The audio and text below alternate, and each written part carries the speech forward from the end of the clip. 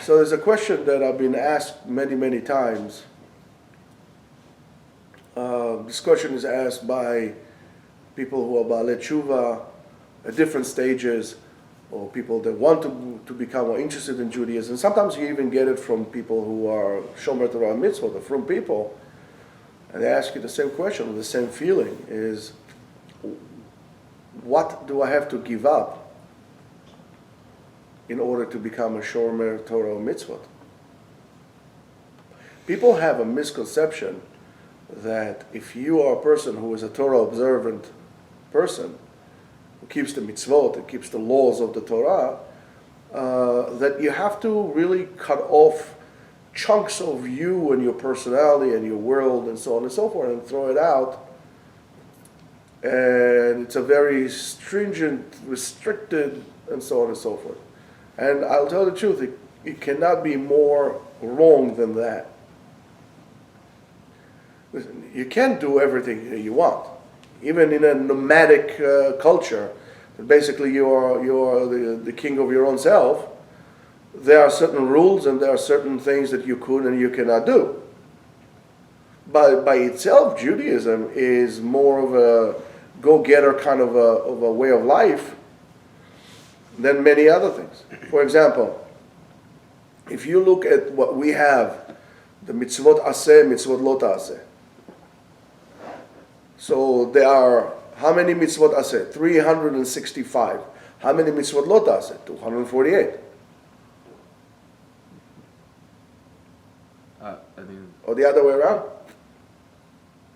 But still, there's a lot to do. Yeah, Ramach 248 for all your limbs on your body. So you have 248 different things that you expected to do to represent the 248 limbs of your body. In other words, for every limb of the body, there is a way, a room of Torah. Well, so what is exactly, how does it happen? Let's say, for example, I'll tell you a story. Years ago, where the yeshiva was at a different place, I saw a motorcycle for sale. It was a nice motorcycle. It was I think it was a Yamaha, if I'm not mistaken. Nice, cruiser, Yamaha, beautiful. And I saw it for sale, and I was wondering who, that was before, smartphones and stuff like that. So, well, one day I walk, in the street, and I see this guy, and oh my goodness, it's a Jewish guy, from Jewish guy. It's Fardy from Jewish guy. Wow, is that terrific? I go to him, I said, hey, how you doing, whatever. So he recognized me, he says, oh, hello, blah, blah, blah. I said, that's your bike? He said to me, yeah. I said, you selling it? He said to me, yeah. I said, how much do you want from it? So he told me at the time, something like $1,500. I said, what? He said, yeah, I just want to get rid of it, I said, I'll buy it for you. I'll buy it from you. He said, no, I'm not selling it to you. I said, why not? He said, you're a rabbi. I said, well, what has to do with the rabbi having a motorcycle? He says, rabbis don't ride motorcycles. I said, don't look at it as a rabbi. Look at it as a motorcycle. Look at it as a donkey. I mean, Rabbi Akiva rode a donkey. They didn't say Rabbi Akiva should not ride a donkey. Well, that's going to be my donkey. Well, what do you care? No, I'm not selling it to you. He would not sell it to me. What's the lesson? You basically need to know between the mitzvot aseh and mitzvot lo ta'aseh exactly what is allowed to you. There are many actions in the world, or many things in the world that are okay to do. There's not a problem doing. For example, is there a prohibition for me to drive a Mustang? No. You might think it's not rabbinical to drive a Mustang, but that's your problem, it ain't my problem. There's nothing wrong with driving a nice Mustang GT. There's nothing wrong with it. That doesn't make me less or more. It's a matter of comfort. If you like it or you don't like it, that's something else. But in terms of doing it, it's not a problem. How about me driving a motorcycle or a Jewish person driving a motorcycle? There's no problem driving a motorcycle. Yes, in New York or New York City, based on the conditions of the roads, it's kind of stupid to drive a motorcycle because it's dangerous.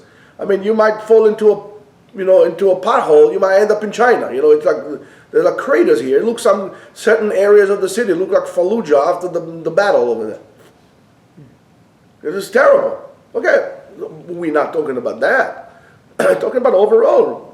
What's wrong with a religious person riding a motorcycle? So therefore there are things that are allowed to do, and there are things that are not allowed to do. Let's say, for example, I like surfing. I don't like surfing. But let's say, for example, you like surfing. Is there a problem as a religious person to do surfing? Well, let's see what's allowed and what's not allowed. So that would not be allowed if there is a it's a beach where you have women walking with bikinis and so on. So you're right, so you shouldn't be there. So go to a different place where they have waves and there's no woman with bikini. Put on your wetsuit and go to do surfing. There's not a problem with that, as long as you do it appropriately halacha. So what does it mean to do it? It means that everything you could do, and you need to be able to take the light of Avodat Hashem by knowing the boundaries, with knowing the halachas, and bring the light to every action of your life that is allowed to you to do. So if, for example, you're a frum person, you're a Baal Tshuva, and you used to like to eat, barbecue pork chops, or Kansas City or Texas, brisket, and you can't get pork chops that are kosher, right? Okay, so because that's not allowed to me to eat. But you want to eat smoked brisket, so go to Easy's, whatever it is, and go get yourself a brisket and eat the brisket. Find the way that it's allowed and do it. But you need to understand that I'm doing it as a Jew. In your actions, whatever it is that you do, you got to do it as a Jew. So when you're riding a motorcycle, ride a motorcycle like a Jew. In other words, ride a motorcycle in a respectful way. That, by the way, most serious bike riders will do. Respect the law. Don't do crazy things. Don't cut off. Be courteous, and so on and so forth. So you ride a motorcycle as a Jew. You want to do martial arts. This is not a problem. So do martial arts as a Jew. My teacher, that really, helped me to really think a lot about different things. Professor Chaim Sober, he's a very frum Jew, and he's a world-renowned martial artist. But he does martial art as a Jew. He brings the light of a Jew into the martial arts. You could be a painter, you could be a surfer, you could do scuba diving. If that's what you like to do, you do it. You assess if that's a activity that I'm allowed to do. All right, so you do it. You can do it as a Jew, but you need to define it. But the point of it is that when you, for example, let's say you ride a motorcycle, right? So you put your helmet and you put your gear on and so on and so forth. You don't transform into something else, like let's say your old self. There will be a time, especially if you're Baal Tshuva, there will be a time where you should, take a break from those activities in order to redefine yourself as a Jew, because you don't know who you are, you don't know what you're about. So go define yourself as a Jew. Understand what being a Jew is all about. Understand about the great potential of being a Jew, bringing the light into the world. What is this all about? And then go back into it and go transform this into something that is great. Be inspiring, inspire people by the way you do it, in every single action that you do. So, for example, if you are a painter, so let's say until now you were painting nude.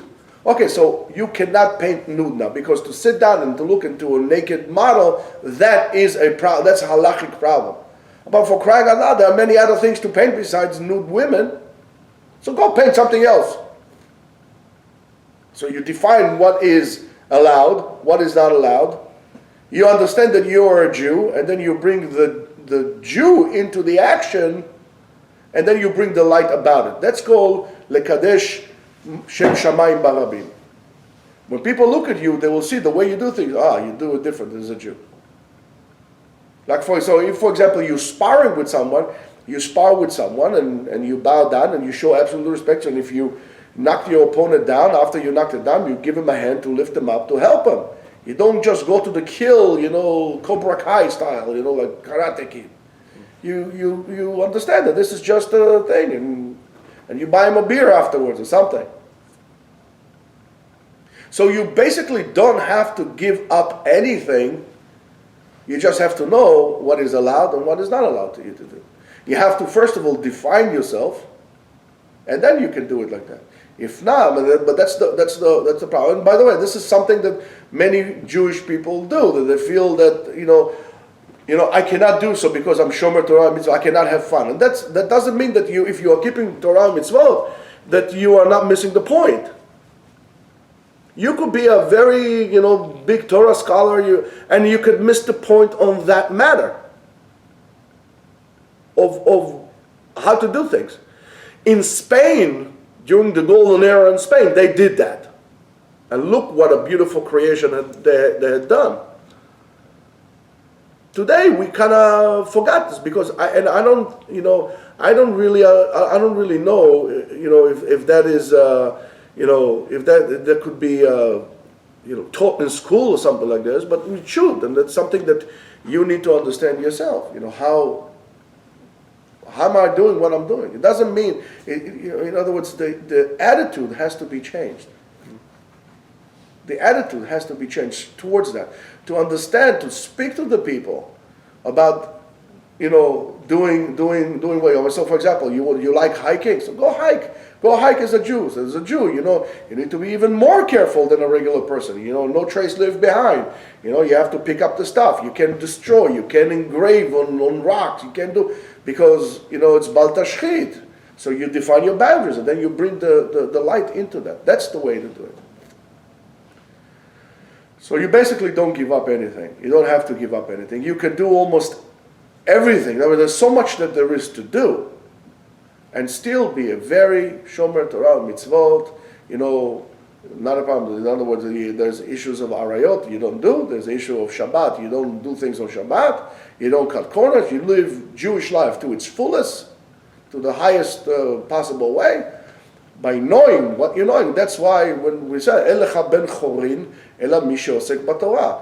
A free man is only a person who learns and knows the Torah. Why? Because if he knows the Torah, he's free to do whatever he wants, because he can bring the light into everywhere. And that's a mistake that most people don't understand. People think that the less I do, the less I'm involved, the less I'm enjoying, the more religious I am. And that's not true. That's absolutely not true. Being really religious is being able to bring the light into everything that I do. Mamash, to bring the light into every single action. And as we spoke about it before, and we have this example, because that's the purpose of halacha. When the halacha tells me, even into small actions, how to clean myself in the bathroom, how should I put my shoes on, even that you have to do as a Jew. The halacha tells you how to do so. The halacha allows you or provides you with the tools to bring the light into such actions like that. So, before you go on to the world and just ride motorcycles and do karate and jump off cliffs, you have to define yourself as a Jew. And you have to be proud of the fact that you're a Jew, and you have to not hide it, celebrate it, and don't be apologetic about the fact that you're a Jew. After you do that, sit down with yourself, see if the activity that you're about to want to engage is okay halachically to do, it's something that you're allowed to do, and then go bring the light on. It's time to turn the light on, guys. Have a great day.